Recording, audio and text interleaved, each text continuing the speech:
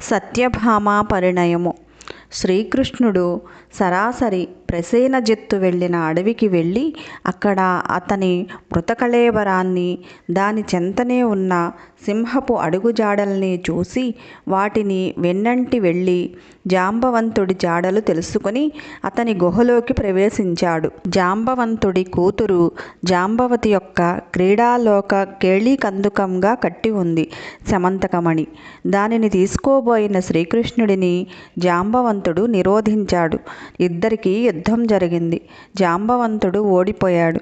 సమంతకమణితో పాటు కూతురైన జాంబవతిని కూడా శ్రీకృష్ణునికి సమర్పించుకున్నాడు. కృష్ణుడు జరిగినది అందరికీ చెప్పి మణిని సత్రాజిత్తుకు ఇచ్చాడు. కృష్ణుడిని అనుమానించి నిందించినందుకు సిగ్గుపడ్డ సత్రాజిత్తు తన కుమార్తె అయిన సత్యభామను కూడా శ్రీకృష్ణునికే ఇచ్చి వివాహం జరిపించాడు. ధర్మరాజా, వృత్రాసురుణ్ణి చంపేందుకు ఇంద్రుడు, గంగను భూమికి తెచ్చేటప్పుడు భగీరథుడు, క్షీరసాగర మథనమప్పుడు దేవదానవులు, సీతాన్వేషణలో శ్రీరాముడు, కుష్ఠవ్యాధి నివారణకు సాంబుడు కూడా ఈ వినాయక వ్రతాన్ని చేసి విజయ ఆయురారోగ్యాలను పొందారు.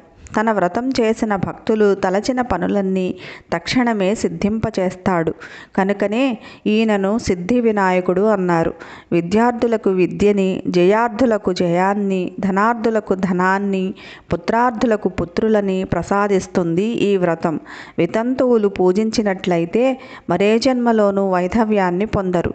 కాబట్టి ధర్మరాజా, నువ్వు ఈ వ్రతం చేసి నీ శత్రువులను గెలిచి మరలా రాజ్యాన్ని పొందు. సమస్త బ్రహ్మ, క్షత్రియ, వైశ్య, శూద్రాదులు కూడా ఈ వ్రతాన్ని యథావిధిగా ఆచరించి శ్రీ గణపతి అనుగ్రహం చేత సకల ఐశ్వర్యాలను పొందుదురుగాక అని సూతుడు చెప్పగా విని ధర్మరాజు వ్రతం చేసి కష్టములు తీరి శత్రువులను గెలిచి రాజ్యాన్ని సంపాదించుకొని మహారాజుగా పట్టాభిషిక్తుడయ్యాడు. శ్రీ వినాయక వ్రత కథ సంపూర్ణం.